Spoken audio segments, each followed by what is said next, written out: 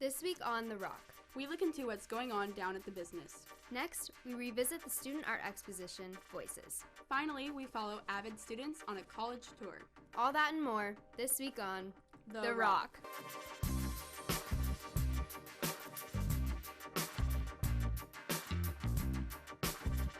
Three, two, 1, 0. Jess. I'm Abby Davis. And I'm Millie Rury. We have a great show for you today, and we are going to kick it off by talking about The Business. The Business is a record store in town that won Best Record Store in Washington from Vinyl Me Please magazine. Liam Poor and John Harrison decided to look into The Business in this next segment. In recent years, streaming services have completely changed how we listen to music, with most people ditching their collection of CDs for an aux cord and a Spotify subscription. However, stores like The Business are keeping physical media alive, while also introducing people to local music they may have missed.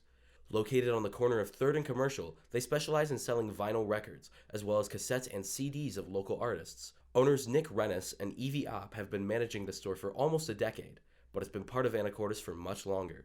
The Business is a record store. It used to be a cornucopia of stuff when it opened in 1978. It was kind of an everything shop. They sold books and cameras and birdseed.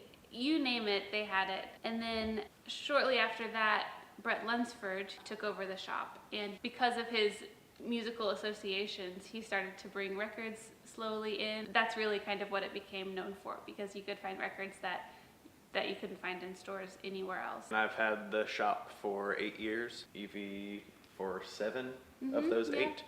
When Evie came along, we expanded to start to do wholesale distribution and mail order fulfillment for local artists and labels. And then that expanded into doing those things for labels all around the world. We focused and then, started hosting all ages in stores. Considering their long-standing involvement with the local music scene, we inquired about one of Anacortes' most successful and beloved bands, The Lonely Forest.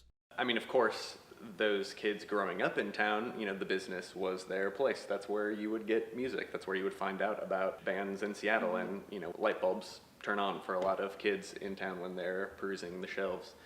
Those were just our friends, and as they were bumping around from label to label, it was not uncommon for them to be in here seeking advice and, figuring out what role we could have. And then eventually it got to the point where we started doing distribution for trans records. We were kind of the home for all of that at the very end. Finally, it kind of went full circle. Even though vinyl is gaining a resurgence in music consumption, it seems counterintuitive to choose a more inconvenient platform over streaming. However, Nick views things a bit differently. Physical media are an important connection to have with the artist. Oftentimes, a lot of the smaller independent artists spend a lot of time, not just musically, but aesthetically, visually, and having the physical thing is a really important component of that. Listening to an album front to back is a huge part of that, rather than playlist culture. Having the physical product in hand, there's really nothing that can compare to that. I think that you really get a deeper, more meaningful listening experience. I would say come in, ask us questions. We're here. We're happy to help you find something new. And we're also excited to learn too. We don't know everything, and we like to hear what everyone's listening to and kind of incorporate it into our store the best we can. A hurdle to our store in that, at first glance you don't recognize a bunch of the artists at once. But if you kind of dig through, I'm certain that there's something for everybody, and we're always happy to order absolutely anything that anybody's looking for. So, yeah, come talk to us. We want to go check it out. Hey Amelia, have you heard about the upcoming performance of Voices? Yeah, I have. I'm really excited to see what our students have been working on. Mason Blackburn and Georgia Stoltz made a segment explaining the importance of the show. I define art as being any free expression of oneself. This coming Friday, Anacortes High School will be hosting Voices, a community-wide event with the purpose of sharing student art, feeling, and experience. Students have been performing pieces of all kinds, from spoken word to dance to music. We interviewed some of the student leaders involved in this project to find out more about their performances. Wait, because art is an expression. Yes. Art is dance, emotion, music, spoken word, anything. There is no definition for art. I'm in 2 dance pieces. One which will be found. It's a big giant dance piece with music. And then I'm also in a duet with Gabby. I am painting on stage during some of the pieces, and then I also have a spoken word piece that's going in. I'm performing several pieces. Two of them are poems that I wrote. One of them relates to bullying from the bullier's perspective, and the other talks about just family struggles, I guess. I wanted to do the dance piece with Allie because it kind of, it's based off of some choreography we learned in the past, but we kind of molded it to fit like the story of our friendship, I guess, over the years, and just kind of telling like the ups and downs through that. And then the other group dance, again, I just like expressing emotions through dance, so that was a good outlet for me.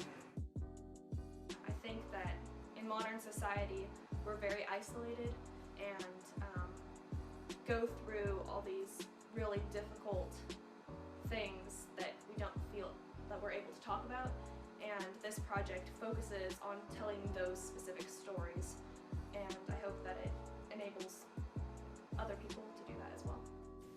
If you haven't noticed, it's been 3 years of emergency.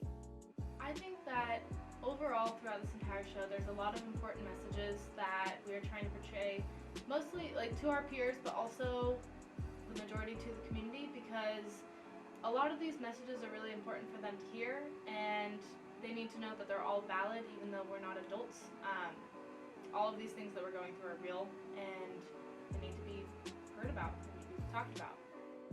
Be sure to stop by Broadniak this Friday at 7 o'clock to see the performances. Admission will be by donation.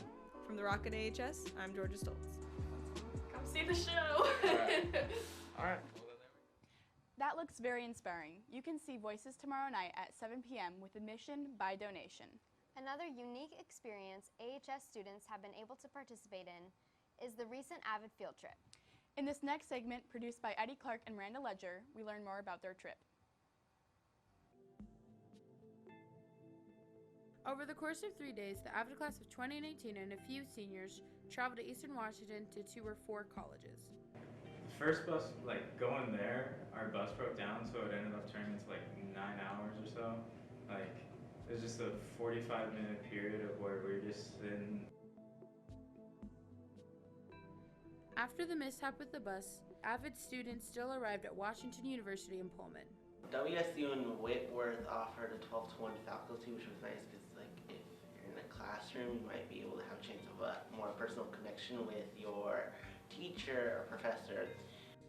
After they ate a delicious dinner at Wazoo, the students went to Eastern Washington University and settled down to stay the next 2 nights. In the morning, the students toured Eastern and then traveled to Spokane to tour Whitworth, and then the students went to one of the local malls in Spokane to have a little shopping spree. On the last day of their trip, students spent 5 hours at Gonzaga. Gonzaga was one of the most interesting activities because we went around, toured the college first, and then we were able to go look into a major of our choice. I chose education because that was one of my focuses that I think I might want to do. After a full day tour of Gonzaga, they came home with a better grasp of the college life. A lot of people in college, they kind of sort of discover who they are as they're growing up, and that's something that I found really actually important. My biggest takeaway from this trip was that there are a lot more colleges out there that cater to my career choice and interests, and I think I'm gonna have to go look at more colleges now. That's all we have for you today. If you have any suggestions, be sure to email them to us at therock@asd103.org. We'd love to hear your input. With that, I'm Amelia Ruri. And I'm Abby Davis. And from our rock to yours, have a great day, AHS. Next week on The Rock. We take a look at our local sailing team and how their season's going. Next, we dive into the ASB election at our high school. Finally, we give some highlights from the Robotics World Championship. All this and more next week on The Rock.